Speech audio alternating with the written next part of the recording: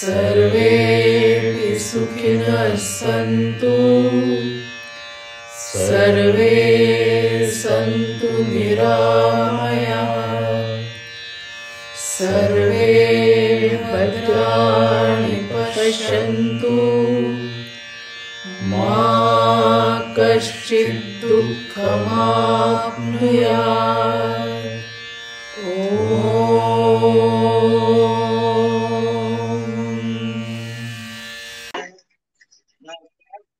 सगळ्यांना क्षमा मागतो मी, कारण मला आजाराने जेवढा त्रास दिला नाही तेवढा याने दिला. क्या बात आहे. सगळ्यांना ऐकू आलं असेल, महेंद्रजी म्हणाले की मला आजाराने जेवढा त्रास दिला नाही तेवढा आता जॉईनिंग व्हायला दिलाय. थँक्यू फॉर तुमची ही कमेंट. प्रसंगावधान छान आहे. आजच्या जुलै महिन्याच्या भेटू आनंदे या कार्यक्रमामध्ये आपण महेंद्रजींशी संवाद करणार आहोत. या सभेमध्ये थोडस उशिरा का होईना आपलं सगळ्यांचं स्वागत, आणि जी काही आपण छोटीशी आली समस्या त्याच्यावर मात केली, आणि आता पुढचा संवाद सुरू करूया.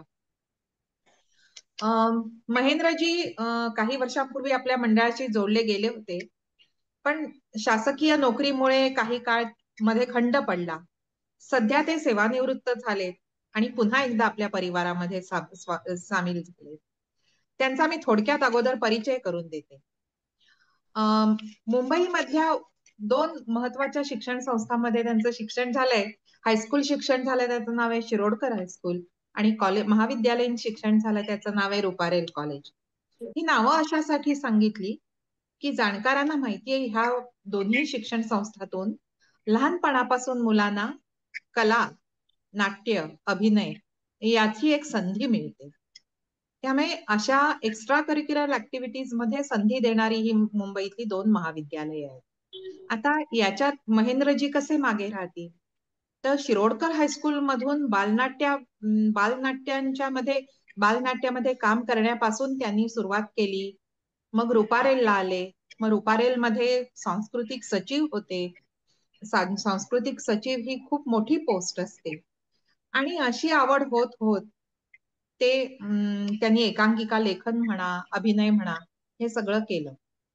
याच्या जोडीला त्यांनी जो सेवा म्हणजे नोकरी स्वीकारली ती सांस्कृतिक विभागामध्ये भाषा संचालनालयामध्ये एक म्हणजे अनुवादक म्हणून नोकरी घेतली. पण ते करता करता या विभागामध्ये त्यांनी अनेक प्रकारच्या भूमिका बजावल्यात. त्या ओघाने आपल्याला सांगतीलच. पण मी आता मी त्यांच्याशी संवादाला सुरुवात करणार आहे. तत्पूर्वी महेंद्रजी, तुमचा काही काळ खंड पडला होता म्हणून तुम्हाला माहिती सांगते की पार्किन्सन्स मित्रमंडळ हे आम्ही गेली अनेक वर्ष पुण्यामध्ये काम करतोय, आणि गेली 4 वर्ष आम्ही बऱ्याचसे उपक्रम, बऱ्याचशा सभा ऑनलाईन पद्धतीने घेतो झूमवर, ज्याचं रेकॉर्डिंग करतो आपण. आता सुद्धा आपलं रेकॉर्डिंग होतंय, आणि हे रेकॉर्डिंग युट्यूब चॅनेलवर जातं. तुम्ही युट्यूब चॅनेल आमचं बघितलं असाल आणि काही एपिसोड बघितलेही असाल, तर आपला हा संवाद सुद्धा युट्यूब चॅनेलवर जाईल आणि अनेक लोक तो संवाद बघतील. आता मी तुम्हाला पहिला प्रश्न असा विचारणार आहे की ही सांस्कृतिक म्हणजे पार्किन्सन्सवर पोहोचण्यापूर्वी तुम्हाला जी कलेची आवड बालनाट्यापासून, मग ती आकाशवाणी असेल, पुन्हा महाविद्यालयातलं सांस्कृतिक सचिव पद असेल, हे सगळं करता करता सांस्कृतिक विभागातच नेमकी नोकरी कशी मिळाली? मी पहिला स्पष्ट करतो की मला जेव्हा भाषा संचालनात माझी निवड झाली, तर ते जे पद होतं ना अनुवादक म्हणून, त्याची जी एमपीएससी, त्या आम्ही काळात कॉलेजमध्ये एमपीएससीची तयारी करतो, आणि मग आले फॉर्म की भरायचे, आणि मग जी मिळेल ते नोकरी आपण पत्करायची. इथे मी इतकं अपघाताने आलो की मला काही कळेच ना की मी नेमकं अनुवाद करू शकेन की नाही.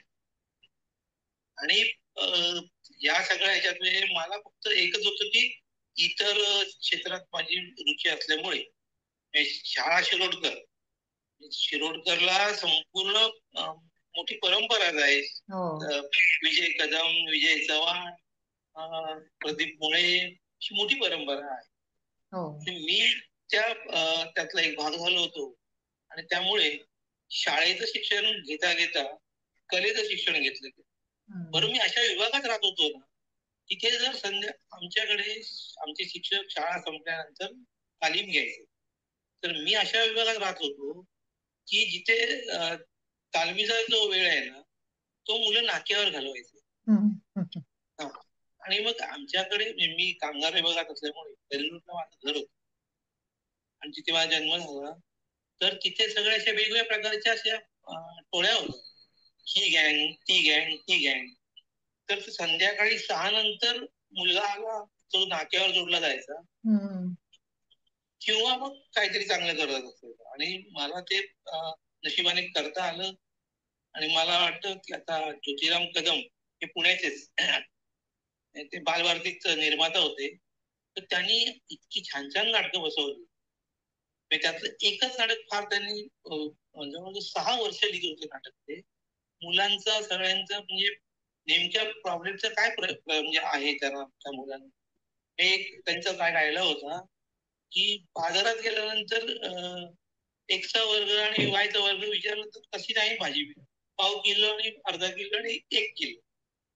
तर अशा पद्धतीने ते रिसर्च करून नाटक लिहिलं. ते नाटक सगळ्या स्पर्धांमध्ये पहिलं जातं. मग आकाशवाणी स्पर्धेत ते पहिलं आलं, मग सगळ्या भाषांमध्ये पहिलं आलं. आणि आमचा सत्कार या सगळ्या त्याच्यामुळे बी शांतारावांच्या हस्ते केला.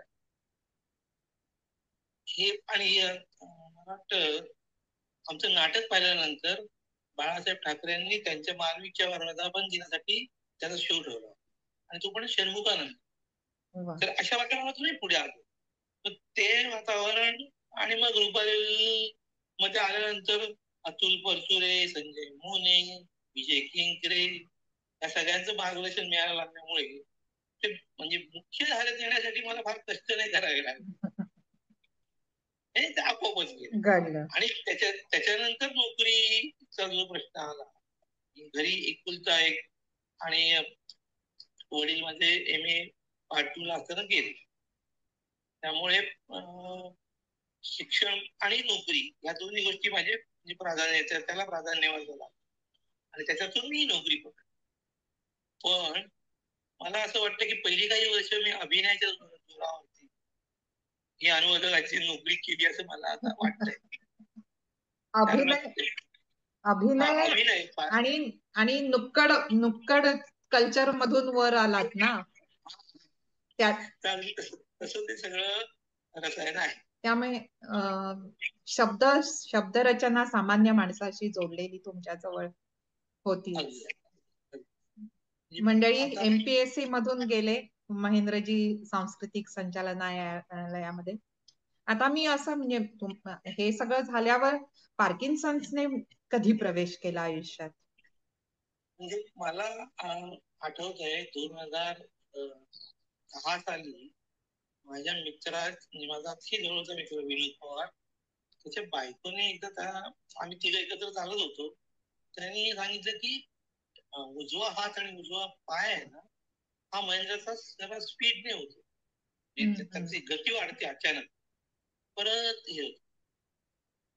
तर तोपर्यंत माझं ना LS5 ऑपरेशन झालेलं होतं, रामानेंनी केलं होतं, पुणे कथा आहे. पण त्याने जे केलं त्यामुळे मला असं वाटलं की ते काही नीट झालं नाही म्हणून तो पाय असा हे होतोय का. खूप इकडे तिकडे पाहिलं आणि शेवटी लीलावतीला मी अक्षिकर डॉक्टर आहेत त्यांच्याकडे गेलो. तर त्यांना एवढंच म्हणजे त्याने शोधलं की याला काहीतरी वेगळा आजार आहे, LS5 नाही, हा कमरेतून वागतोय म्हणजे LS5 चांगलं झालेलं आहे. मग ते म्हणाले की तुम्ही ना P अशोक म्हणून हिंदुजा हॉस्पिटल आहे त्यांच्याकडे जा. तर त्यांनी मला आहे ना पाहिल्यानंतर तिसऱ्या सेकंदाला सांगितलं की म्हणजे ते डेड आईज किंवा चेहऱ्याचे एक्सप्रेशन फार कमी असते. तर त्यांनी सांगितलं की तुम्ही सही करा म्हणून.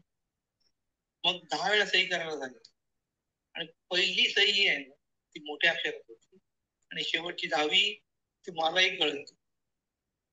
बरोबर. तर त्यांनी शेंडोबा सुरू केला. पण मग त्या पिरियड मध्ये मला स्वतःला काहीच जाणवलं नव्हतं की असं काही आपल्याला आजार आहे म्हणून, त्याचा जो त्रास होत आहे.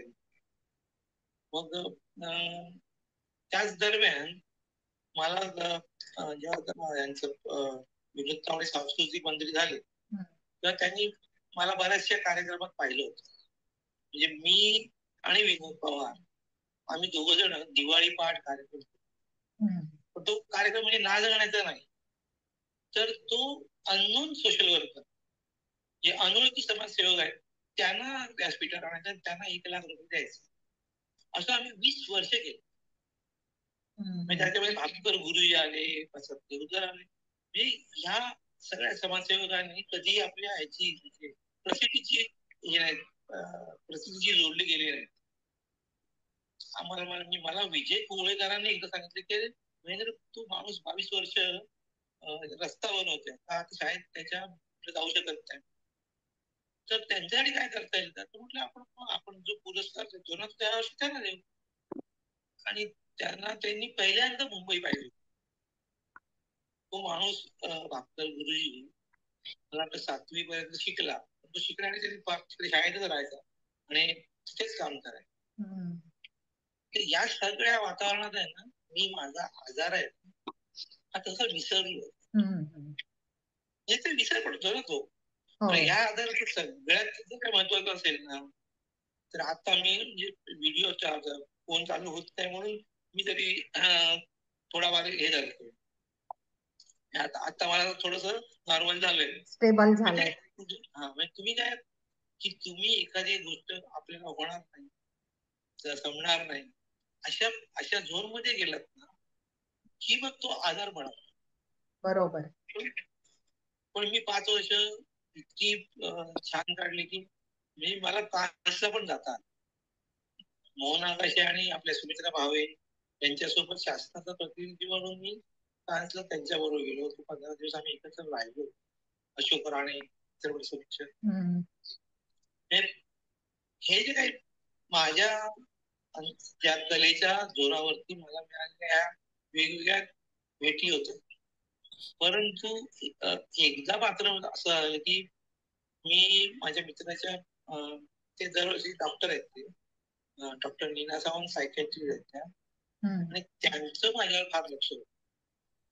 त्यांचे पती हे माझ्याशी जवळचे मित्र आणि प्रतिक्रियाश वकील आहेत, संजीव सावंत. तर यांचं फार माझ्यावरती, आणि ती मला इतकं तरी ना, आणि माझे ऑफिस मधले सहकारी आहे, त्यांनी नोंदी ठेवल्या. माझ्या शेजारी बसणाऱ्या ज्या माधवी म्हणून, या आरती वेली म्हणून, त्यांनी तर एक वहीच केलं की या सकाळी आलात की असे मंद होतो, दुपारी जेवल्यानंतर गोळी घेतली की त्याला एक स्पीड येतो, आणि मग संध्याकाळी परत निघताना स्लो होतो. तर हे इतकं वाढत गेलं की नंतर तर म्हणजे मला आठवत आहे की मी जिथे कुठेतरी एका ठिकाणी थांबायचो आणि 10 मिनिटं चालायचं होतं. मला एकदा एक प्रसंग आठवतो की मी आणि माझा मित्र आम्ही एकत्र चाललो होतो आणि मी थांबलो आणि तो त्या फोनवर बोलत बोलत पुढे गेला आणि मी तिथेच होतो. मी पुन्हा माझ्या पुढे जाणार का पाठी जाणार, एकदम ते सडनली आपण माझी मुवमेंट थांबायची. तर मग मी त्याला फोन केला, अरे तू कुठे गेलायस? तुझ्या बरोबर आहे. आणि पाठीवरच पाहिलं तर म्हणून अरे, म्हणजे ही जी स्थिती आहे ना, ती अतिशय अत्यंत म्हणजे त्रास देणारी होती. बरोबर. तर त्यामुळे मी अतिशय त्या सगळ्या ह्याचा इतका मला तो त्रास झाला होता, आणि मला असं वाटलं की आता कोण आहे जो कोण आपल्याला फरक करेल त्याच्याकडे आपण जायचं. म्हणजे काय करायचं हा प्रश्न पडला. बरोबर. तर समीरा गुजर निवेदिता जी आहे, तिच्या मामाला पार्किन्सनचा आजार होता आणि त्याने पर्यदूषणकडे हे केलं, DBS केलं, डीप ब्रेन स्टिम्युलेशन. आणि ती म्हणाली महेंद्र तू एक प्रयत्न तर कर. मी म्हटलं ठीक आहे. आणि मी त्या डॉक्टर परेश जोशींच्या याच्यामध्ये जसलं हॉस्पिटलमध्ये गेलो. त्यांनी मला पाहिल्यानंतर सांगितलं ये हफ्ते में ही होना चाहिए तुम्हारा सर्जरी, त्याचा प्रॉब्लेम आहे. मग मी काही विचार नाही केला, कुठल्याही म्हणजे मित्रांना ते शेअर नाही केलं. आणि गुगल महत्वाचं म्हणजे मी गुगल महाराजांना सोबत घेतलं नाही. परत हे वाक्य महेंद्रजी, हे वाक्य परत एकदा सांगा. ते गुगल महाराजांना मी सोबतच घेतलं नाही. म्हणजे काय होत आता हाच आपला विठ्ठल आणि हाच आपलं महत्वाचा डॉक्टर म्हणून मी त्यांच्याकडे गेलो. ते मला म्हणाले बस तू जर अशा पद्धतीने हिंमत दाखवलीस तर DBS आम्ही सक्सेसफुल होणार, उलट निश्चित असं तू म्हणा. आणि मला चांगलं आठवतंय की पहिल्या दिवशी माझी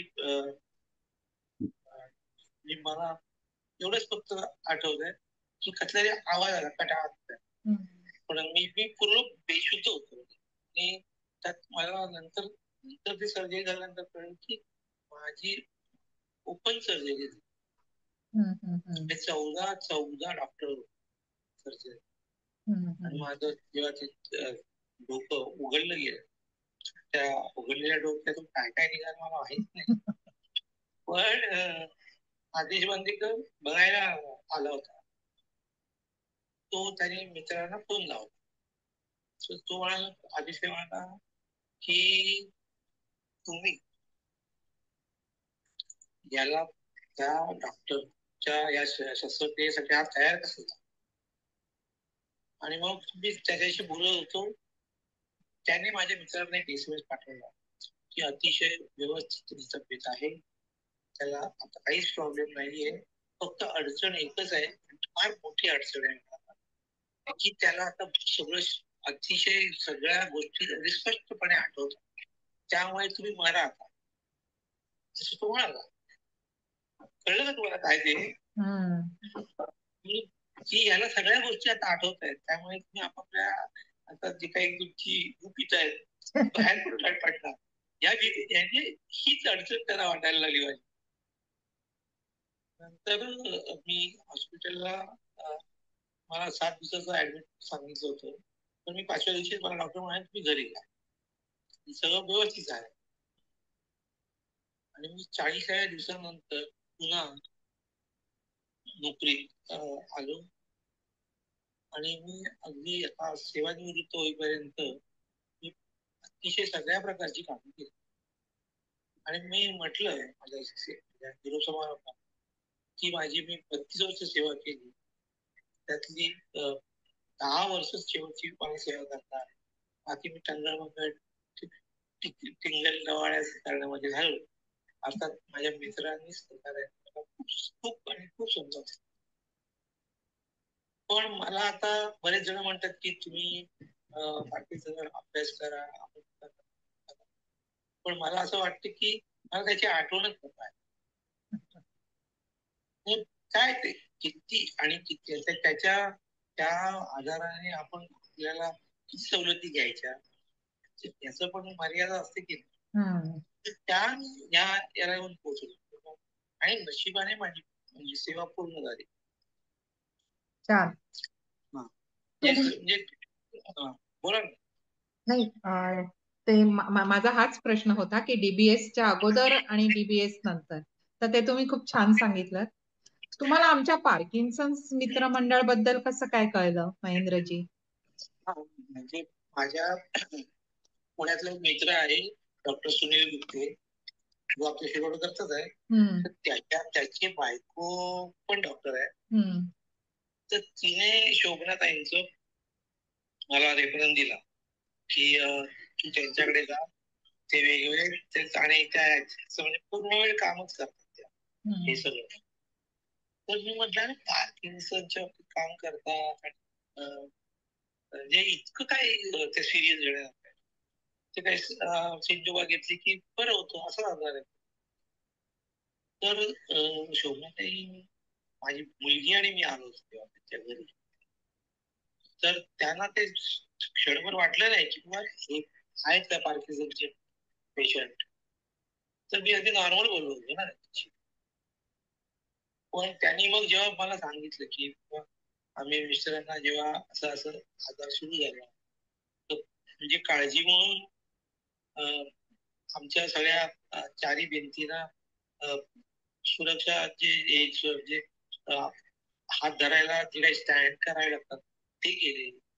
आणि हे सगळं मी पाहिल्यानंतर की पार्किन्सनची वेगळ्या पद्धतीचं इंटेरियर असलेली रूम असू शकते, हे इथपासून विचार करणाऱ्या शोभनाथ आहे. आणि शोभनाथ आहे ना, म्हणजे ती खरं मानतच पाहिजे. आणि ते अजूनही त्या मी ग्रुप मधून बाहेर पडण्याचं कारण एवढं की इतके प्रश्न आणि इतकं ते सगळं भरभरून सांगितलं होतं आणि मी तेव्हा मंत्रात गेलो. त्यामुळे मला त्याची उत्तर देता येतात आणि उगाच आपण आगाऊ काही संगता बघतो आणि ठेवतो असं नको व्हायला म्हणून मी बाहेर. पण आता काय मी मोकळा, मी पण आता इतरांसारखा तुम्हाला त्रास देऊ शकतो. तुम्ही आता आमच्या परिवारात आलायत आणि त्याचा आम्हाला खूप आनंद झालाय. कारण याचं एक कारण असं आहे की तुम्ही पार्किन्सनशी लढा चांगला दिलायत आणि देताय. पण अजून एक छोटासा आणि वेगळा भाग आमच्यासाठी आकर्षणाचा असा आहे की तुम्ही आता बोलता बोलता सहज बोलता बोलता जी नावं घेतली ती नावं ऐकली की आम्हाला अगदी हे होऊन जातं. तर बिंग इन सांस्कृतिक विभाग तुमचा मोठे साहित्यिक असू देत, मोठे कलाकार असू देत, अशा दिग्गजांशी, अभिनेत्यांशी, दिग्दर्शकांशी संबंध आला, म्हणजे सहवासच मिळाला. नाही काय की मी ही चळवळ जी आहे, बालरंगभूमीची चळवळ आहे, 37 वर्ष करतो. बरोबर. आणि कुठलंही अनुदान न घेता, शासनाचं कुठलंही अनुदान न घेता रवी किरण बालनाट्य स्पर्धा 37 वर्ष. आणि त्या स्पर्धेचं वैशिष्ट्य असं आहे की ती मुलांच्या विषयाशी निगडीत असलेली संहिता असावी आणि ज्या संहितेला आदल्या वर्षी प्राइज मिळालेलं आहे त्याला तिथे आमच्याकडे ती सादर करायला म्हणजे परवानगी, कारण नऊ होत नाही. आणि मग तीच तेंडुलकरांचं ठरलेलं ते नाटक, पु ल देशपांडेंचं ठरलेलं नाटक किती वर्ष करणार ना तुम्ही? नवं असायला हवं ना, नाविन्य पाहिजे. म्हणजे त्याच्यासाठी मी दिलीप प्रभावळकर आणि हे कमलाकर नाडकर्णी आणि रत्नाकर या तिघांना आम्ही विषय द्यायला सांगितले. तर त्यांनी आम्हाला विषय दिले आणि अक्षरशः ती लेखनाची स्पर्धा आहे ना, त्यामध्ये जवळजवळ 188 संहिता. आणि दुर्दैवाने मला असं खूप वाईट वाटलं की पुणा, जळगाव, धुळे सगळं इथलं, फक्त मुंबईची मुंबईची दोनच आले. ते म्हटलं काय म्हणजे लोकांना फार असं. पण आम्ही ही चळवळ अशासाठी केली की आज रंगभूमीला सुजण प्रेक्षकांची गरज आणि तो पहिल्यापासूनच घडायला. तुमची मुलगी, तुमचा मुलगा इंग्लिश मीडियम मध्ये असेल पण त्यांनी मराठी नाटक तिकीट काढून पाहावे, हा एक विचार आम्ही तेव्हापासून रुजवलाय. आणि तो आणि या सगळ्या याच्यात त्यांना परीक्षा ठेवणं, तो आपोआप संपर्क झाला. मग आता डॉक्टर अरुणा ढेरे त्यांना बाबा ओलकरांची शताब्दी जेव्हा होती तेव्हा त्यांना मी कार्यक्रम घ्यायला सांगितलं. आणि त्यांची आणि माझी जी काय परिचय झाली, तो परिचयच राहिलाच नाही. मी घरातलाच, परिवारातलाच झालो. जसा तुमचा मी झालोय परिवारातला, तसंच तिकडेही झालो याच परिवारात. आणि मग प्रत्येक कार्यक्रम करताना त्यांना शक्यतो सहभाग असावा आम्ही उपक्रम असा केला की चांगलं वाचायला हवं, लोकांना वेळ नाही. मग सेलिब्रिटींनी आपले काही उतारे वाचून, तर अशा पद्धतीने त्या याची सुरुवात केली. पहिलं पुष्प अरुणाताईंनी हे केलं. तर अशामुळे कामाने ओळख होत गेली. आणि मग या सगळ्या आणि बरं रुपारेल असल्यामुळे सुमित राघवन किंवा अश्विनी भावे, सुप्रिया तुम्हाला हे आम्ही एका ह्याच्यातलं कौशल घेणार. कौशल हा माझा कौशल्य माझ्या नाटकात पहिल्यांदाच काम केलं. असं तो योग होता आणि ओळख झाली, मग ते मैत्रीच रूपांतर झालं. आणि आज आम्ही म्हणजे आज आदेश बांदेकर म्हणा, त्याची फॅमिली, सुचित्रा, मृदा सोहम किंवा आता सुमित राघवनचा 50वा वाढदिवस आहे. आम्हाला मोजक्या कुटुंबाला त्यांनी बोलवलं होतं आणि फुल धमाल केली फक्त. किंवा ते आता मध्ये जिम्मा पिक्चर आला, तो मैत्रीवर होता ना, तर त्याचं प्रमोशन करण्यासाठी मला सुचित्रा वाद्यकरने बोलवलं. मग मी दर दिवाळीत आम्ही त्यांना काही आमच्या मुलाखती दिल्या आणि मी तर पिक्चर न बघताच मुलाखत ते काय करणार आहे ते मला अपेक्षित होता आणि ते झालं. तर अशा रीतीने म्हणजे माझा हा प्रवास सुखकर होतोय. आजही मी त्याच आता मी रंगभूमीचा सुजाताई, त्याच्यानंतर अरविंद वैद्य, त्यांच्या नंतरचा जो काही इतिहास आहे तो लिहून काढायचा. अरे वा. आता इथे तुम्ही एवढं सांगितलंयत ना नावं, तर महेंद्रजी एक मोह होतोय तो बोलू का? बोला. तुम्ही आता आमच्या परिवारात आलाय. भविष्यामध्ये एखाद्या जाणकार कलाकाराला सुद्धा आपल्या परिवारात ऑनलाईन वगैरे असं तुम्ही आणू शकाल? हो, नका नाही. क्या बात आहे. म्हणजे या लोकांनी माझा आजार पाहिलेला आहे. करेक्ट.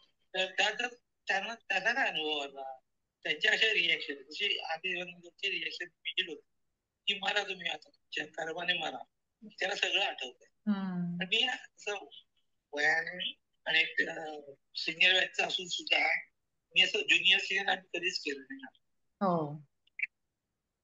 पण फक्त कौटुंबिक परिस्थिती तेव्हा बरी नव्हती म्हणून अनुवादाकडे वळलो. काय आज माझा जरासं भरून आलंय, कारण त्या खूप जणांच्या आठवणी आता कदम कदम हे बालचित्रवाणीचे निर्माते शेवटची गोष्ट त्यांची, त्यांनी उत्तम बालनाट्य लिहिलेलं. तर अशा पद्धतीने मला फक्त तुम्ही आता मुख्य मुद्दा असा की ज्यांना पार्किन्सन झालेला आहे, आता मी तसं स्वतःला मी ज्येष्ठ नागरिक समजतो पार्किन्सनच्या बाबतीत, कारण मला खूप लवकर झाला पार्किन्सन. कितव्या वर्षी झाला आणि आता म्हणजे किती वर्ष झाली? म्हणजे मला आता 49, हा साधारणपणे मला 2008 ला सुरू झालं हे असं. पण त्याच्याकडे माझं मी लक्ष गेलं नाही, तुम्हाला वाटलं पण एक 16-15 वर्ष झाली आणि त्याच्यानंतर मी डीबीएस केलं. अरे वा. 16 वर्षानंतर डीबीएस केलं. पण तुम्हाला डीबीएसचा चांगला फायदा झालाय, म्हणजे डीबीएस तुमच्या बाबतीत वरदान ठरलं. पण मी तुम्हाला सांगतो की डॉक्टर मला म्हणाले की क्या तुम्हारी इच्छा आहे. मला 15 दिवसात ऑफिस मध्ये जाता आलं पाहिजे, असं काय होणार असेल तर बघ. तो म्हणाला तू 8व्या दिवशी जाशील. पण मी तो आगाऊपणा खेळलाय नंतर चाइल्डहुड सिलेक्ट केली आणि फक्त याच्यामध्ये मला आता एवढंच सांगायचं की माझ्या गोळ्या बंद झाल्या. 18 गोळ्या घ्यायच्या. अरे बापरे. अक्षरशः म्हणजे गोळ्यांवरच. आणि मला म्हणजे तुम्हाला सांगायला हरकत नाही की गोळ्यांनी इतके साईड इफेक्ट झाले होते ना माझे, त्या सगळ्यांवर मात केली आणि आता सुद्धा बंद आहे. आता एकच ॲमेंट्रेल आणि ट्रॅमिपिक्स एवढ्याच गोळ्या बघतायत. बरोबर. मी असं केलं की मला बरं वाटलं आणि दुसऱ्या माझ्या समोरच्या पेशंटला का नाही बरं वाटलं. तर सगळ्यात मोठी गोळी म्हणजे आत्मविश्वासाची गोळी. क्या बात आहे. हा अगदी ती गोळी घेतली ना की आता म्हणजे आता जे काय बोललो असतो की चला कंटाळा आले, काही होत नाही कनेक्ट, पण नाही, तुम्हीही झटलात आणि मीही झटलो. त्यामुळे असं त्याचं फळ काय किंवा ही तरी तुम्हाला गोष्ट तुम्हाला हे करणार. आणि फक्त मला सारखं त्या गोष्टीचं हे आहे की तुम्ही कुठल्याही गोष्टीने फार उत्साहित होऊ नये किंवा कुठल्याही गोष्टी नर्वस होऊ नये. टोकाच्या भूमिका घ्यायच्या. हो गया सो हो गया, चलो आगे चलो. येथील त्यांना घेऊन राहतील त्यांना ठेवून मंत्र असतो तो तुम्ही पहिला आणि ज्या दिवशी तुम्ही सांगायला सुरुवात करता मला असं होतं गोष्ट आहे त्या दिवशी तुम्ही आजाराला शरण गेलेल्या एवढं नक्की. क्या बात है, क्या बात है. माझा हाच प्रश्न होता नेमका आणि तो तुम्ही प्रश्न विचारायच्या अगोदरच त्याचं उत्तर आलंय की तुम्ही आमच्या सगळ्या लोकांना शुभार्थींना कानमंत्र काय द्याल. तो कानमंत्र तुम्ही दिलात की आजाराला शरण जाऊ नका. नाही आणि म्हणून ना लोक तांत्रिक विचार पर्वत असून ऐकायला थांबलेली असते. त्याचं कारण काय की या आधाराने अगदी म्हणजे त्याला तुम्हाला जकडून ठेवलेलं असतं. त्यामुळे तुम्ही त्याच्या आधाराबरोबर राहायला नेहमी असं म्हणतो की आपल्याला कॉलेजमध्ये एखादी मुलगी पटवता आली प्रेयसीचा काही तसा अनुभव मिळाला नाही. पण आता मी काय केलं बाबा हा जो आजार आहे हीच माझी प्रेयसी. इच्छे सगळ्याचे काय लाडाचे पुरवायचे तिची प्रिय आराधना करताय.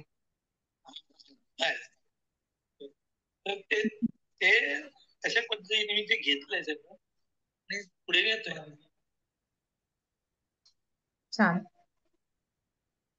आणि काय आठवलं तर विचारा. नाही, आता मी आमच्या सगळ्या शुभार्थींना हे करते, अपील करते की त्यांच्या कुणाच्या मनात काही तुम्हाला विचारायचं असेल तर ते आपण एक दोन प्रश्न घेऊ. शोभनाताई आमच्या अध्यक्षा श्यामलाताई जॉईन झाल्या आहेत. आमच्या अध्यक्ष श्यामलाताई शेंडे आमच्या पार्किन्सन म्हणजे शेंडे साहेबांनी पार्किन्सन्स मित्र मंडळाची सुरुवात केली. पटवर्धन साहेब आणि शेंडे साहेब या दोघांनी. तर श्यामलाताई शेंडे सध्या अध्यक्ष आहेत आणि आमच्या प्रत्येक ऑनलाईन सभेला त्या अमेरिकेतून वेळेचं अनुकूल नसताना पण नेहमी जॉईन होतात. हो आत्ताही आहेत. अरे बापरे, हेच तर आहे ना. आवड असेल तर सवड मिळते. त्यावेळी सोपं आणि साधं गणित आहे. खरंय. तर मला त्यांना एक विचारायचं आहे की अशी अख्खा दिवसभर आपण या सगळ्या गोष्टी विसरू शकतो. पण जेव्हा रात्र होते आणि तेव्हा समोर तुम्हाला एक स्वप्न पडायला सुरुवात होतं तर तसं काही अध्यात्म कोणाचं काय मला नीट त्याच्याबद्दल कळत नाही की डॉक्टर म्हणाला की किंवा तुम्ही स्वप्न पडायला लागली तर कशा पद्धतीची पडतात. तर मग नंतर माझ्या लक्षात आलं की आपण ज्या स्वभावाच्या आहोत त्या स्वभावाची स्वप्न फक्त पडतात.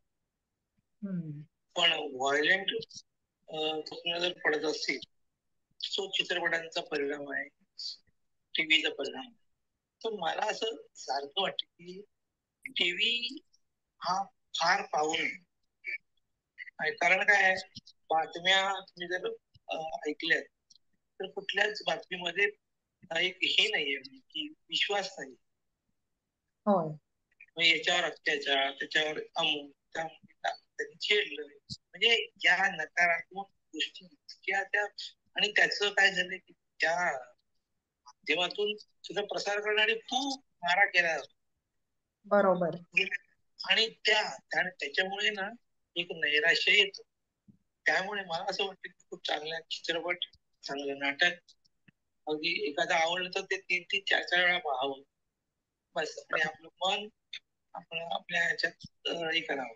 स्वप्नाचं कोण मला सांगू शकत असेल बरोबर स्वप्न पडतात ते सगळ्यांना कळलं का ऐकणाऱ्या की त्यांना महेंद्रजींना असं हवंय की स्वप्नही पडतात. स्वप्न पडतात त्याच्याबद्दल हे शुभार्थीनं हा विचारतायत हे प्रश्न. मी सांगू शकतो आपण उमेशजी सलगर सांगतायत. मी तुमच्यासारखंच कार्यालयात काम करते. आपल्या अतृप्त इच्छा ज्या असतात, आता माझं प्रमोशन डावललं गेलं 3-4 वेळा, तर मला आता अशी स्वप्न पडतायत की मी आकाशात गेलो आणि अधांतरी लटकतोय किंवा कुठल्या तरी निसर्ग ठिकाणी गेलोय आणि तिथे सगळे यायचे रस्ते बंद झाले तर मी एकटाच धडपडतोय. म्हणजे जशी अवस्था ऑफिसमध्ये असायची, म्हणजे बरीच कोटी व्हायची माझी, फिजिकल फिट नाही या सदराखाली, बाकी सगळीकडे आउटस्टँडिंग असताना फिजिकल फिटनेस एक CR मध्ये रेकॉर्ड होतो, तर मला बी बी बी कॅडर मिळायचं आणि माझ्या डोळ्यासमोर माझं प्रमोशन निघून जायचं. तर ते कुठेतरी मनावर खोल रुतलेलं असतं, तर अशी स्वप्न पडू शकतात असं मला वाटतंय. झालंय का बघा तुम्ही? नाही हे तुम्ही म्हणताय ना, तुम्ही शासनाचे सेवेत होतात का? New India insurance. मी पण शासनात होते. म्हणजे नोकरीच्या कारखान्यात. म्हणजे कारखान्यातले ठरलेले मोडली असतात त्या पलीकडे काही होतच त्यांनी पण सेवा पूर्ण केली. सेवा पूर्ण केली की तुम्ही ठीक आहे, तुम्ही त्या कारखान्यातून माझ्यासारखेच बाहेर पडले, जग आता सुंदर आहे असं आपण ठरवलं आणि आपण ठरवलं तर नाही असं आहे. मला असं वाटतं की तुम्ही नव्या गोष्टी पहा, म्हणजे कारण एका बाजूला हे वर्तमानपत्र अतिशय चांगले वर्तमानपत्र आज एकच बातमी जर सर्वांकडे पसरवत असेल तर नवीन काय मिळत नाही आणि कोण कुठल्या विचारसरणीचा असतो काय असतो त्याप्रमाणे ते वर्तमानपत्र असतात ते चालू आहे. वर्तमानपत्र म्हणा किंवा टीव्ही म्हणा, हे माध्यम मला असं वाटतं की अरे तुम्ही या आता पार्किन्सनला हे नाहीये, LIC सारखं पॉलिसी नाही, तो आजार अजून शासनाच्या ह्याच्यात घेतलेलाच नाही, त्यामुळे मला मेडिक्लेम नाही मिळाला. हो बरोबर आहे. CPF मधली रक्कम मला माझी शस्त्रक्रियेसाठी द्यावी लागते DBS ला. DBS इतकी महाग आहे पुन्हा आणि त्या अमेरिकेचं यंत्र घेतलं तर त्यांनी मला दिलंय, त्याने जो पेसमेकर मला लावलाय तो मी 22 वर्ष वापरू शकतो. मी डॉक्टरला असंच म्हटलं 22 वर्षानंतर काय करायचं, तर ते म्हणाले अरे बाबा आज ते 22 मला असं वाटतं की आपण आपला आत्मविश्वास आणि आपली एनर्जी तयार करणं स्वतःची. बरोबर. कारण तुम्ही काही चूक केलीत ना की तुमच्याकडे आजारासारखं काही म्हणजे अगदी तुम्ही जरा काय नशिबाने घरच्यांचा माझ्या नाहीये, पण बाहेर असं थोडा तो जरा गती वाढली, कमी झाली काय जास्त झाली का, त्या पेशंट आपल्याकडे जसं नाटकासाठी सुद्धा प्रेक्षक तयार करायला पाहिजे, तसे पेशंटशी नातेवाईकांनी मित्र काय बोलायला पाहिजे. त्याची एक आचारसंहिता सुद्धा आपण एक अतिशय प्रत्येक एकदा तो पेशंट आला ना, अरे तू हे घ्यायला पाहिजे, हे घ्यायला पाहिजे, तू आधी काही केलीस, तुझं हे केलं आणि प्रत्येक जण डॉक्टर होण्याचा आनंद घेतोय. तुम्ही पार्किन्सनचं घरामध्ये व्यवस्थापन करताना काही वेगळं पण किंवा काही विशेष किंवा कुटुंबियांनी तुम्हाला कसं सामावून घेतलं वगैरे, म्हणजे थोडक्यात तुमची दैनंदिनी किंवा दिनक्रम सध्या कसा आहे वगैरे याच्याबद्दल थोडस. माझं असं आहे की मी गणदैवताय गणाध्यक्षाय धीमहि गुणशरीराय गुणमण्डिताय गुणेशानाय धीमहि गुणाधीशाय गुणप्रविष्टाय धीमहि एकदन्ताय वक्रतुण्डाय गौरीतराय येते काय काय? एकच मिनिट. हा हा मला येते. येते ना? आता असं झालंय की मी तंत्रस्नेही झालो. माझ्या शरीरात हे पेसमेकर आहे, इलेक्ट्रोड दोन्ही ठिकाणी लावलेले आहेत आणि मी पूर्णपणे तंत्रस्नेही झालोय तसं म्हणतात. टेक्नॉलॉजी झालोय. आता मला फक्त हा म्हणजे अगदी त्या अर्थाने पण तू प्रश्न काय विचारला होता मला? मी प्रश्न विचारला की तुमच्या घरामध्ये तुम्ही काही घरामध्ये अतिशय चांगला की अगदी माणूस कंटाळतो या आजाराने आणि आजाराला सांभाळणार. तर तसं मला म्हणजे माझी बायको JSW मध्ये नोकरीला ती कॉर्पोरेट मध्ये असल्यामुळे त्याला वेळेचं बंधन होतं. त्यामुळे कधी कधी चिडाचिड होत असेल सगळं काय आहे हे आता सारखं असं पण झालं असेल. पण मला जेव्हा अशा वेळी असं काही होते असं वाटायला लागलं ना, तर मग मी काय केलं की सकाळी आपण उठल्यानंतर दिनक्रमच होतात. माझ्या ज्या हालचाली त्या मंद होतात, तर त्यांना त्यांच्याबरोबर मॅच करण्यासाठी आपल्याला सज्ज व्हायला पाहिजे. म्हणजे काय व्हायला पाहिजे, तर मी सकाळी 1 तास लवकर उठायचो, अंघोळ आणि या सगळ्या गोष्टी करून मग ऑफिसला जायचो. जेणेकरून मी इतरांपेक्षा लवकर उठून उशिरा तिकडे कुठे काही काम करू शकतो. आणि त्यामुळे काय आहे तशी घरात आणि घरात नंतर म्हणजे माझा थोडासा असा विनोदी अंग असल्यामुळे मी घरी पण माझ्या आजाराची ते लोक चेष्टा करायचे आणि मी चेष्टा करून घ्यायचे. तुम्ही तुमच्या आजाराकडे विनोदानेच बघितलं. हा म्हणजे मी अगदी मला काय एखादी गोष्ट पाहिजे असेल ना, तर मी असं अगदी दयाळूपणे बघायचो. अरे बघा रे माझ्याकडे ते आपण ते वेळा आता हा नाटक बसलाय आणि याला काहीतरी काय पाहिजे. असं खूप प्रसंग आहे. किंवा कोणाच्या लग्नाला जायचं असेल वेळेत पोचणार नाही म्हणून मी आधी जायचो. नंतर मग ही माझी मुलगी आणि माझी बायको आम्ही ते दोघं जण नंतर यायचं. का तर मी ते पोचेपर्यंत मी तिकडे पोचलेलो. असं मी आजारी आहे ना, तर माझा तर तुम्हाला काय व्हावं याने मी माझ्या सगळ्या दिनक्रमातल्या गोष्टी आहेत त्याला पूर्णपणे बदललं. आता तुम्हाला माहित नसेल की मी अनेकदा ऑनलाईन बोलतो सगळं करतो, पण आज शुभार्थी म्हणून मला बोलायला जेव्हा सांगते ना, तुम्ही अस्वस्थ होतो. मी आज 2 वाजल्यापासून अस्वस्थ होतो. पण त्याच्यामधलं आता पार्किन्सनची जमात आहे ना, ही जी जमात आहे ही माझी जमात आहे. बरोबर. आणि मला त्या जमातीसाठी आरक्षणाची गरज नाही. आम्ही त्याचे काही कुठल्याही प्रकारचं आरक्षण की अरे या पार्किन्सन फक्त त्यांच्याकडे पाहताना दयाळू वृत्ती पाहू.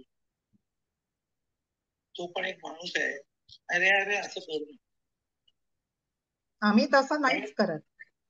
हा तर त्याला तसं तुम्ही एक इंजिनियर माणूस आहे, सर्वसाधारण माणूस आहे असं म्हणून त्याला सांगावं. म्हणजे मला आठवतंय की जेव्हा हे DPS आणि आमच्या एक मित्रांचा ग्रुप आहे, मी गेले धमाल करतो, काय 20 मजा करतो. तर तो महेंद्र मजा नाही.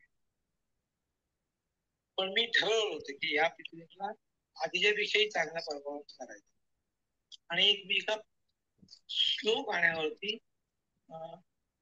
अतिशय फास्ट डान्स बसवला होता आणि तुम्ही करून दाखवलं. क्या बात है.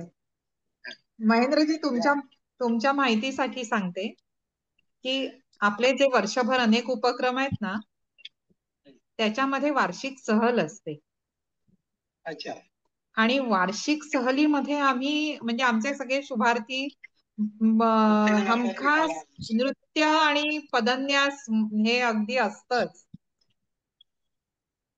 शिवाय प्रसंगोत्पात जर एखादा आम्ही हॉलमध्ये कार्यक्रम घेतला तर तिथे पण आमचे सगळे शुभार्थी आनंदाने मनमुराद पदन्यास करतात. तो आवश्यकच भाग आहे. म्हणजे विस्मरण जर करायचं असेल पार्किन्सनचं तर हे आनंद निर्मितीचे हे सगळे क्षण आपल्याला पकडले पाहिजे. बरोबर. या वर्षीच्या सहलीमध्ये आत्ताच तुम्हाला आमंत्रण देऊन ठेवते महेंद्रजी. आणि शक्य असेल तर असे एखादे सेलिब्रिटी पण सहलीत आणलेत तर आपल्या सगळ्यांचं आणखीनच मजा येईल त्या सहलीला. मी शक्य तेवढ्या प्रयत्न करणार आणि कदाचित असं नाही पण कुठल्या एका सेलिब्रिटी येईल. क्या बात है, क्या बात है. मग आपली ती सहल म्हणजे आयुष्यभराचा एक हे होईल. Sweet memory. या सेलिब्रिटीकडे काही जण संपर्क साधतात. त्यांना असे काय आता असे काहीतरी गंभीर आहेत काही या बाबतीत चेन्नई सुरू आहे. तर त्या हॉस्पिटलमध्ये तिला सोडलं नाही म्हणून तिने करिअर साहेब आहेत त्यांच्याकडे गेली ती. त्यांच्या घरगुती प्रेम आहे तेवढं मला त्यांना जाऊन भेटायचं आहे, बघायचंय. त्यांना घेऊन आली ती चिन्मयी आणि तिने प्रत्यक्ष पाहिलं तेव्हा आणि माझ्या चेहऱ्यावरचे एक्सप्रेशन पाहिजे. अरे आता महेंद्र परत आला. तर या सगळ्या गोष्टी किंवा माझ्या म्हणजे मी जे कामगार भागात राहायचो तर तिथल्या माझ्या सगळ्या ज्या मित्रमंडळांनी अक्षरशः 2 दिवस हॉस्पिटलच्या खाली काढले, घरी गेले नाहीत. तर ही कसं देवाणघेवाणच आहे. मला जेव्हा शक्य होतं मी सगळ्यांचं केलं माझ्या त्यांनी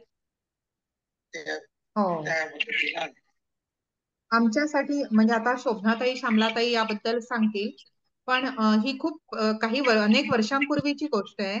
लालनताई सारंग एकदा कार्यक्रमाला आल्या होत्या. तर शोभनाताई तुम्ही तो अनुभव आता थोडक्यात सांगाल का? ऐकू येतं का? हो हो येतं ऐकू. शोभनाताई. डॉक्टर हवी सरदेसाईंना आपण बोलवलेलं होतं. ते अचानक आजारी पडले. मग त्यामुळे वीणाताई देव आमच्या बरोबर होत्या, श्यामलाताईंच्या त्या मैत्रीण असल्यामुळे. तर त्यांनी मग लालन सारंगना आम्ही ठरवलं की त्यांना अध्यक्ष म्हणून बोलवू, कारण कमलाकर सारंगांचा पार्किन्सन त्यांनी सांभाळला होता.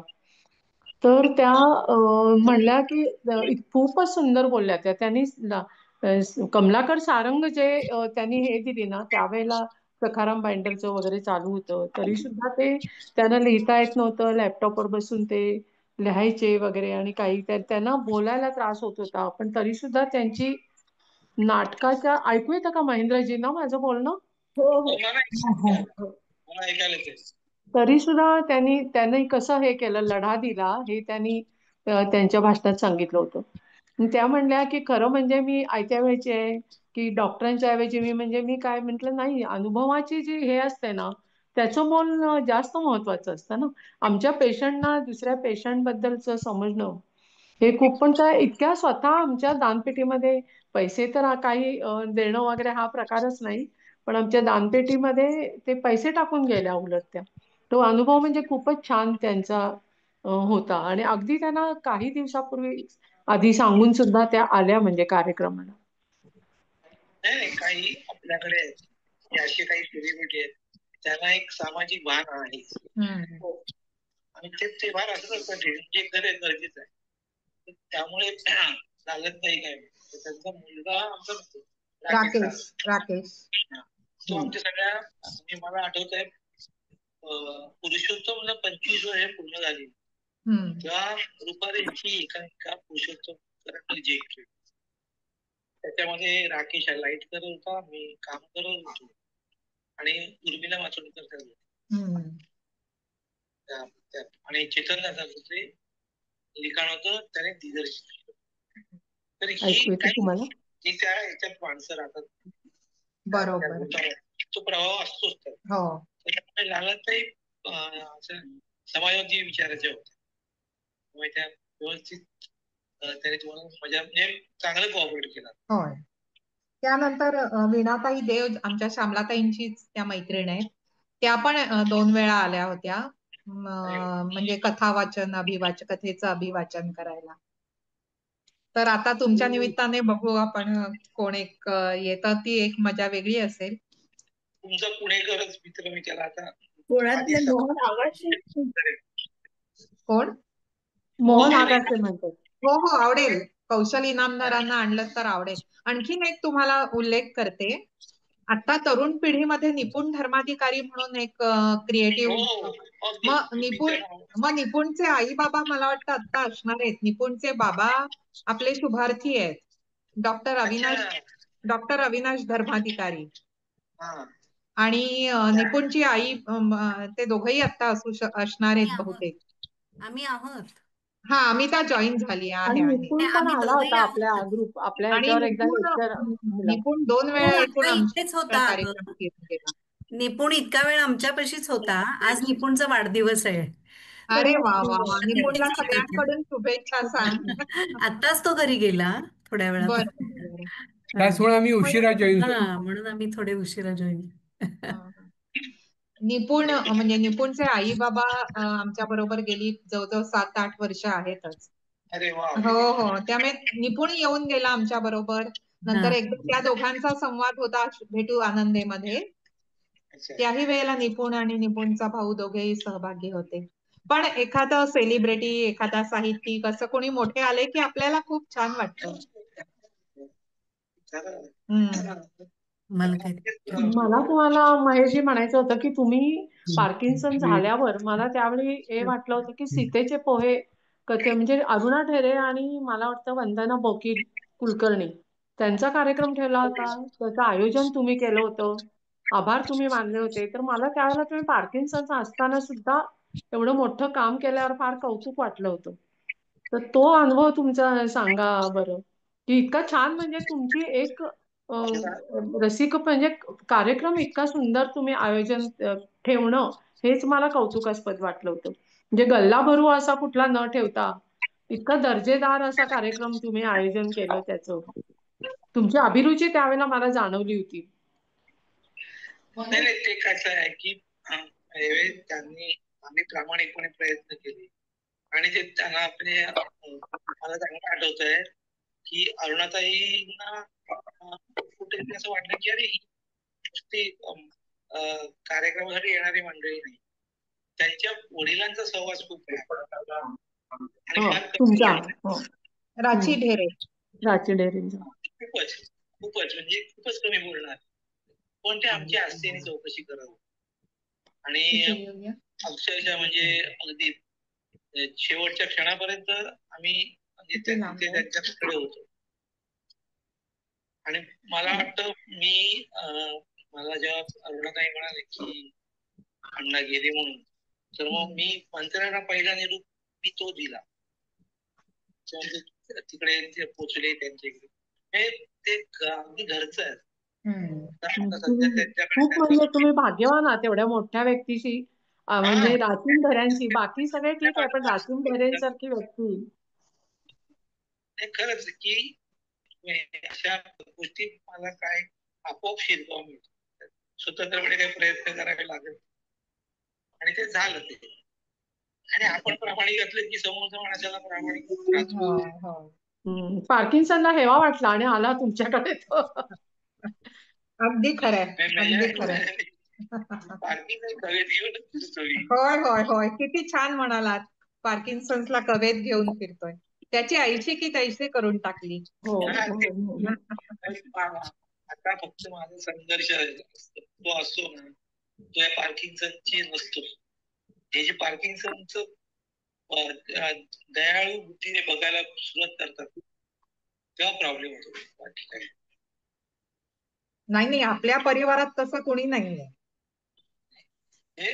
हे का मी खूप म्हणजे या सगळ्या स्टेज बद्दल मी गेलो आणि मग मी काय म्हटलं की आपण निवड करायला पाहिजे आपण कसं जगावं काय ते. त्या पद्धतीने मी आता जगतो. जिथे मला शक्ती नाही नाही म्हणू शकतो. होय. तुमच्या परिचयात एक शेवटचं म्हणून मी म्हणते की तुमच्या परिचयामध्ये तुम्ही एक स्वतः इव्हेंट मॅनेजमेंट संस्था सुरू केली असं आहे. तर म्हणजे सेवानिवृत्तीनंतर तुमचं आता तीच योजना आहे का?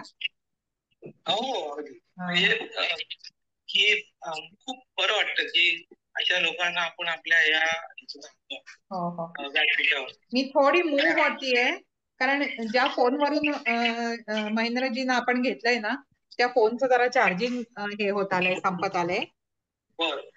आता मुलगा माझा ते चार्जिंगला लावतोय म्हणून मी थोडी घरातल्या सगळ्या लोकांना नाही त्यासाठीच तर घर असतं ना. पण तुम्ही हे निभावून नेलं एवढ्या ह्याच्यावर, अशी अडचण येऊन सुद्धा हे किती कौतुकास्पद आहे. दुसरं कोणी झालं तर हे होऊन गेलं असतं ना, म्हणजे डगमगलं असतं. तुम्ही बिनधास्तपणे त्या साधनाचा वापर करून हे करताय आणि ते तुम्ही प्रत्यक्ष दिसला तर किती सुंदर झालं असतं सगळं ना, फारच छान झालं असतं. आपण पुन्हा एकदा तुमचा ठेवून आणि कोणीतरी मुंबईच्या व्यक्तीला तुमचं काय होतंय प्रॉब्लेम तर सॉल्व्ह करू आधी. चालेल. फक्त शेवट करायला करताना एवढंच सांगतो की आपण आपल्याला सगळ्याच गोष्टी सहज साध्य होत नाही, त्यासाठी प्रयत्न करत असतात. म्हणजे प्रयत्न आपण करतो म्हणून जगतो असं मला वाटतं. अदरवाईज आपल्याला काय की सहज जे काही गोष्टी आहेत तेव्हा आपण कोणतीही गोष्ट अशी की सहज आपल्याला मिळू नये असं मला वाटतं. त्यामागचे श्रम त्यामागचे एफर्ट्स प्रयत्न हे असायला झाले. आणि माझ्या पार्किन्सन झालेल्या माणसाला याचं सतत जाणीव ठेवावी लागते की आपण कुठे कोणाला ओझं होत नाही त्याची बरोबर आपण ती खात्री. आणि आपण ते शिक्षण येतच, त्याच्यासाठी डिग्री घ्यायची त्या आजाराबरोबरच तुम्हाला ती डिग्री मिळाली तर तुम्ही कशा पद्धतीने त्या डिग्रीचा वापर करता त्याच्यावर सगळं अवलंबून आहे. बरोबर आहे. आम्ही केअरटेकरना शुभंकर असं नाव देतो.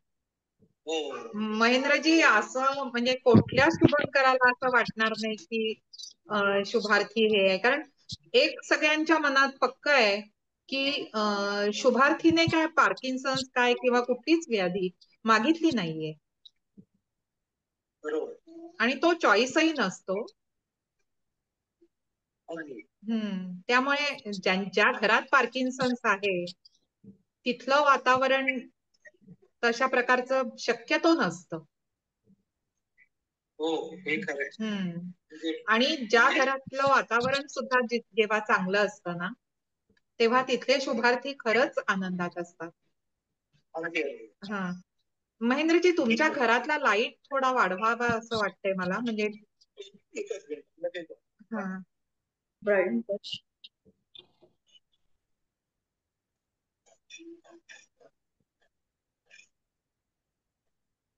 आपण सेशनच्या समारोपाकडेच येतोय आता. मृदुलाजी, हो मी धर्माधिकारी.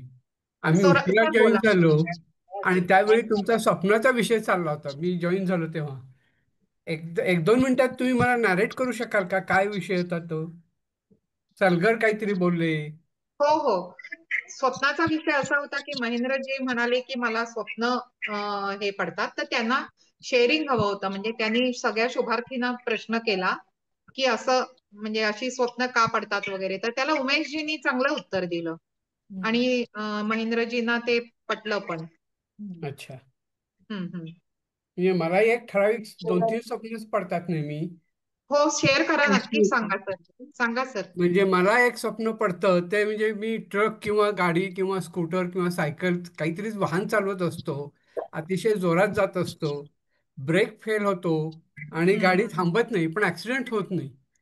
आणि ज्यावेळी मला जाग येते त्यावेळी कळतं की मी अंथरुणात आहे आणि पोट आवळून आलेलं आहे. सलगर म्हटले तसंच मला कामाची जागेची स्वप्न पडतात खूप. म्हणजे त्याच्यामध्ये मी बोलत असतो आणि मीटिंग कंडक्ट करत असतो. खरं म्हणजे जागेपणी मी नेहमीच म्हणतो की आता मी माझा पास विसरून जाणार आहे आणि मला कामाच्या ठिकाणचं काहीही बंधन नको. पण झोपेमध्ये मात्र तेच दिसतं. म्हणजे ही दोन स्वप्न आजच मी निपुणशी आणि अमिताशी या विषयावर बोललो. ही स्वप्न मला का पडतात हे मला कळत नाही. म्हणजे सबकॉन्शियस लेवलला हे विषय डोक्यात असणार आहेत. हे काढणारा कोण मिळू शकेल का? माझं सबकॉन्शियस माइंड क्लिअर करणारा कोण भेटेल का? युट्यूबवर एक मला वाटतं डॉक्टर मुलमुले किंवा कोणाचं तरी हे आहे, स्वप्न का पडतात आणि त्याचं कारण. तर ते अंतर्मनात तुमच्या सगळं असतं ना, तेच कल्पनेच्या वरच राहतं. जे सबकॉन्शियस वर राहतं ते पॉपअप होत मला सापडलं तर मी टाकते होती, म्हणजे युट्यूबवर मी आहे युट्यूबवर हे खूप बघितलेलं आहे. परंतु मला जर कोण अशी व्यक्ती मिळाली की जी 1 to 1 बोलू शकेल आणि सरफेसला आणू शकेल. कारण युट्यूबवर वाचून काही फरक पडला नाही माझ्या. नाही तसं नाही माहिती असतं की ते असेल ते अंतर्मनातनं काढायचं. मी हा एक मेडिटेशनचा व्हिडिओ पाहिला होता की तुमच्या सगळ्या ज्या हे असतात ना अशा, तो अर्थात खूप दिवस तुम्ही तशा तऱ्हेचं मेडिटेशन करून तुमच्या शरीरातले हे दोष काय जे अंतर्मनातले असतील ते काढणं. तेही प्रयत्न केले शोभनाताई. केले का? जसे वेलेणकरांचं जे ध्यानाचे प्रयोग आहेत तेही केले, परंतु हे काही मनातनं जात नाही असं दिसतंय. तुमच्या अंतर्मनात खोल आहे. त्याच्या जागेपणी टेक्निक आहेत, मी विषय नसतात. बोलीन नंतर, कारण ती खूप मोठा विषय आहे. अगदी जरूर बोलूया. म्हणजे तुम्ही जर मला हे काढून टाकलं तर नथिंग लाईक दॅट. मी नंतर बोलते का म्हटलं, कारण मला त्याचं नाव आठवत नाहीये. ती जी ट्रीटमेंट आहे तुमच्या लहानपणापासून सुद्धा काही काही गोष्टी असतात, त्यामुळे करेक्ट. म्हणजे हे सगळं मला ते युट्यूबवरच्या क्लिप्स बघून माहिती आहे, पण ते पडत पंडितासारखं होतंय. त्याच्यामध्ये जर कोण डॉक्टर भेटला. ट्रीटमेंटच मी सांगते, ट्रीटमेंट मी तुम्हाला बघून विचार करून आठवून सांगते. अगदी तुम्ही आहात ना? आहे. हो आहे, दिसतायत. मला एक स्वप्न सांगायचं होतं. हा, ते स्वप्न असं होतं, शोभनाताईंनी एक आदर्श वैद्यकीय उपचार देणारं सेंटर व्हावं शुभार्थींसाठी, असं एक स्वप्न बघितलं. ते स्वप्न मलाही पुन्हा पुन्हा पडतंय. अरे, आणि किरणजी छान बोलताय तुम्ही. खरं तर किरणजींना मुलाखत घ्यायला आपण सांगत होतो आधी, कारण दोन्ही बरोबर जोडी आहे, महेंद्र जी आणि किरणजी. पण त्यांना थोडं बोलायला त्रास होता म्हणले म्हणून आपण ते नाही केलं. तर तुम्ही तर बोलताय छान. तर ताकद एकवटून बोलायला लागतं ना. किरणजींनी जर ह्याच्यात इंटरेस्ट घेतला तर फारच बहार येईल. स्वप्न सत्यात उतरेल. मी आशा रेवणकर एक स्वप्नाबद्दल सांगू का?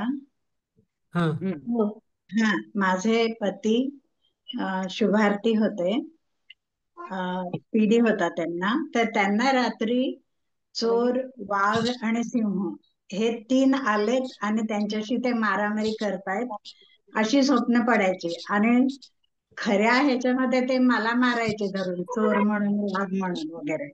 पण आता त्यांना मारायचं असेल, त्यांना दिवसभर त्रास देत असतील त्यांना. हो ना. आता म्हणजे इथे तरी मला म्हणजे काही मनातलं आणि स्वप्न यांच्यामध्ये काही साम्य दिसलं नाही, म्हणून मी हे जरा सांगितलं. बरोबर. म्हणजे मला मला वाटतं विषय जरा भरकटतोय का, जरा त्याच्यावर व्हायला पाहिजे.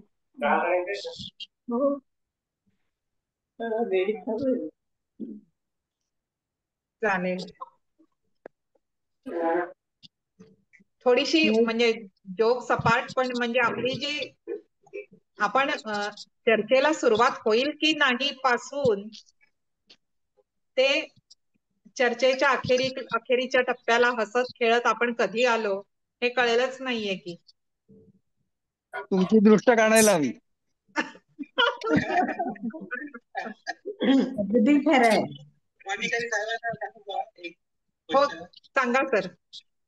की मी आता क्लॅप बोलून वाजवतो सर. काय काय क्लॅपबोर्ड नावाचं वाद्य आलंय. बरं बरं. त्याच्यावर बसून ते वाजवायचं. हा हा हा हा हा हा स्टुलासारखं बसायचं. हा स्टुलावर बसल्यासारखं बसायचं. तर मला ते एका मित्राने सांगितलं, हाताचे आणि पायाचे व्यायाम होत. हो. तर तू ते वाजव. पण मग नंतर म्हणतात वाजव काय पुढे ते ताल शिकायला हवा ना. तुम्ही लहानपणी ढोलकी वाजवायची. बरं. मी कोणाला शिकलो नव्हतं. तर त्याचे बोल लक्षात ठेवून मी आज क्लॅपबोर्ड वाजवायचो. आणि युट्यूबवर आता गाणी करतो आणि ज्याला क्लॅपबोर्डचा गरज आहे असं वाद्य मी वाजवतो. असं गाणं हा त्याला असं युट्यूबवर काढायला लावायचं आणि त्याचे मध्ये जे काही पीसेस आहेत ज्याच्या तबला वापरला जातो ढोलक वापरला त्याच्याऐवजी हे क्लॅपबोर्ड वाजवतो. तर ते मला मित्राने काय सांगितलं की तुला रात्री चांगले चांगले विचार तुझ्या मनात यावे म्हणून तुला तुझ्या काय तू क्लॅपबोर्ड शिकवायचं. वाजवायला लागलं की मग तू रात्री झोपताना स्वप्नाच्या ऐवजी या गोष्टी बोलू शकतो.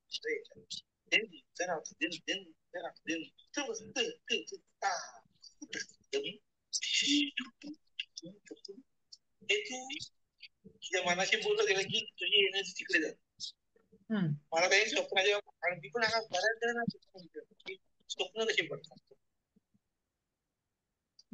तर त्याचा परिणाम खूप मला चांगला होता की कुठेतरी आपण आपल्या आवडत्या किंवा नवीन यंत्राशी आपण जोडले गेलो तर या गोष्टी रात्री विसरतो आपण. असं एक मी याला आलो. तुमच्या बाबतीत ते वर्क होत आहे थोडस. अधिकारी साहेबांनी निपुणच्या लिखाण वाचावं त्याच्यात काही तो विचार ते रात्रभर करत असतो की निपुणला नवीन खाद्य काय देईल. सर ऐकलं. Hello Dharmadhikari sir.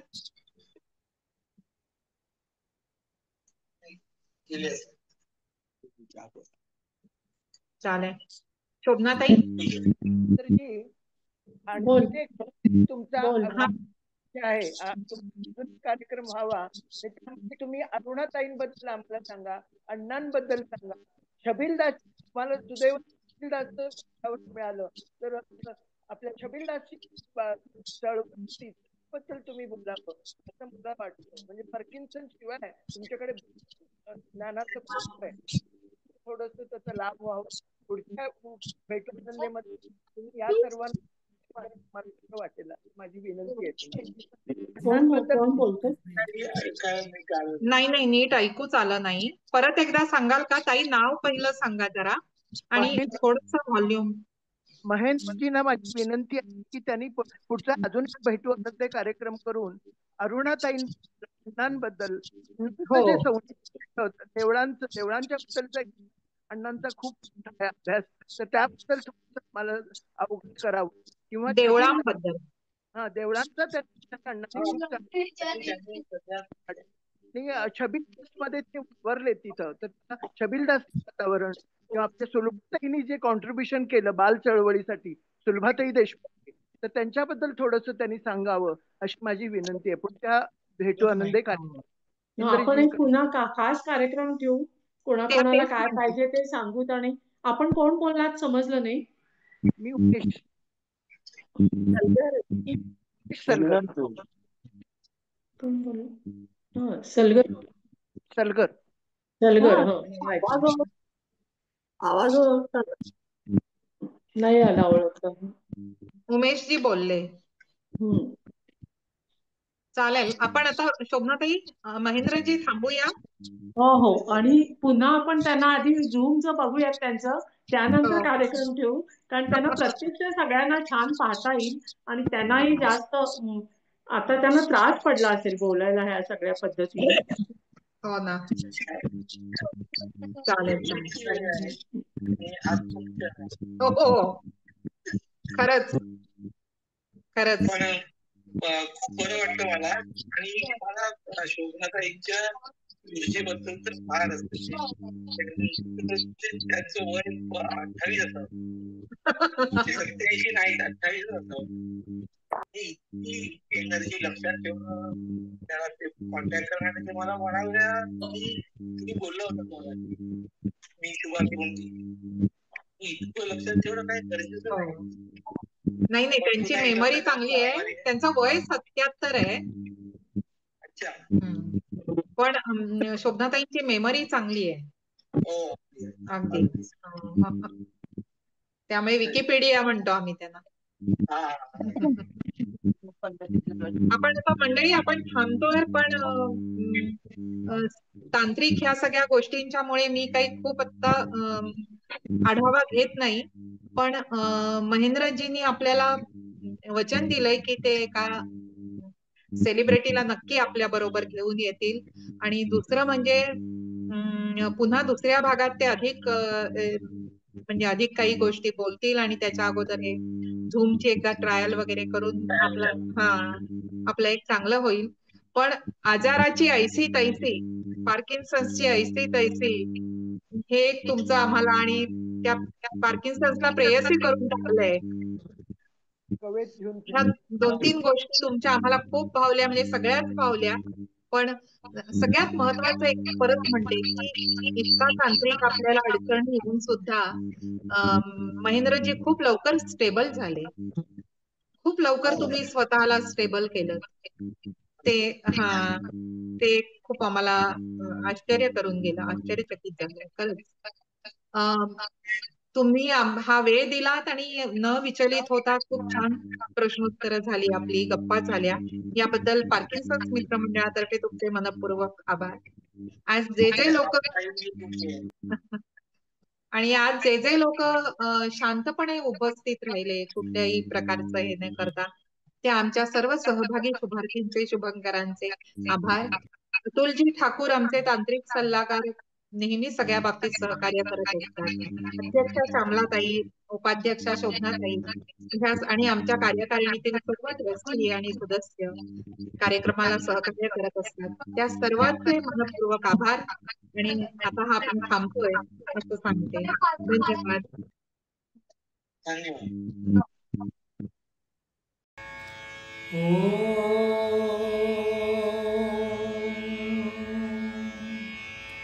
सर्वेपि सुखिनः सन्तु, सर्वे सन्तु निरामयाः, सर्वे भद्राणि पश्यन्तु, मा कश्चित् दुःखमाप्नुयात्. ॐ